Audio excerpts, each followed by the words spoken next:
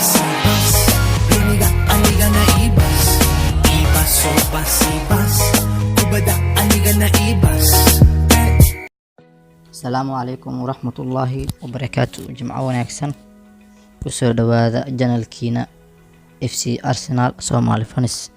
Waa janalkaaga haddii aad tahay taageer Arsenal.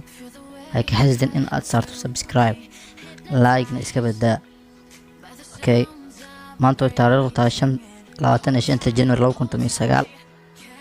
Waxaan falanqeyn doonaa ama idin soo gudbinaynaa horudhaca kulanka ay caawa dhexmari doonaan Arsenal iyo Manchester United. Arsenal ayaa mininkeeda ku martigelin doonta kooxda ay sida weyn u xifaaltamaan ee Manchester United wareegga afraad ee FA Cup-ka. Okay, Arsenal waxaa ka maqnaan doono daafacooda Hector Bellerin sababo la xiriira dhaawac ka soo gaaray seedka jilibka. Sidoo kale Henrik Mkhitaryan kama hor imaan doono kooxdiisii hore ee Manchester United maadaama uu weli dhaawac ku maqan yahay. Tababare Solskjaer ayaa soo jeediyay in Alexis Sanchez uu ka soo muuqan doono kulanka uu wajahayo kooxdiisii hore ee Arsenal.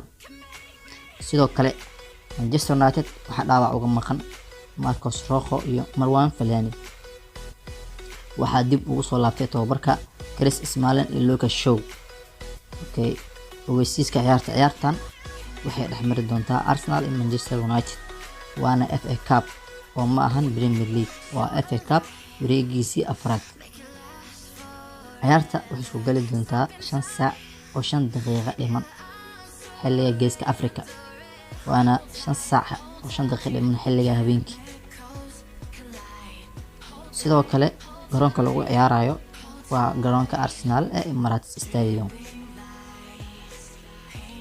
Arsenal ayaa adkaatay kaliya labadii kulan ee hore ay gurigeeda kula ciyaartay Manchester United tartanka FA Cup. Yeelkeeda Gunners ayaa adkaatay hal kulan oo qura 6 kulan ee ugu dambeysay ay wajahdo United dhammaan tartamada 3 gool daro iyo 2 barbaro. Kaarka cas ayaa la qaadanayay 5 ka mid ah 8 kulan ee ugu dambeysay ay labadan kooxood isaga hor yimaadaan FA Cup. Arsenal ayaa guul dareysatay kaliya 2 kulan ay ku ciyaartay gurigeeda tartamada kala ciyaareedkan, waxaana garoonkeeda ugu adkaaday kooxaha Manchester City iyo Tottenham ugu adkaatay League Cup 13 kulan halka ay barbaro gashay 3 kulan. 3 kulan ee garoonkeeda barbaro ku gashay, 13 kulanna waa ku badisay.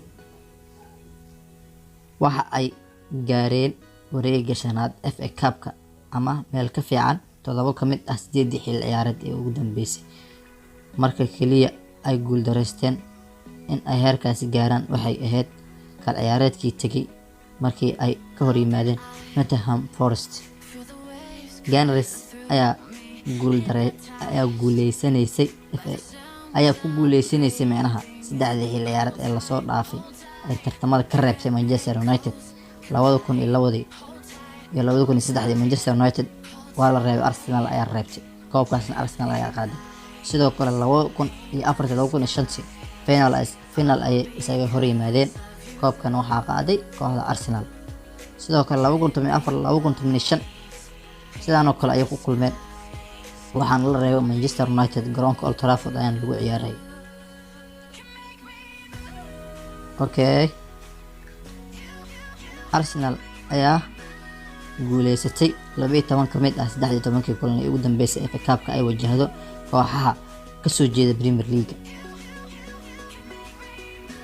waana intaas falanqeynteena maanta horudhaceena. Sidoo kale waxaan idin leeyahay mar kale iyo soo noqod wanaagsan.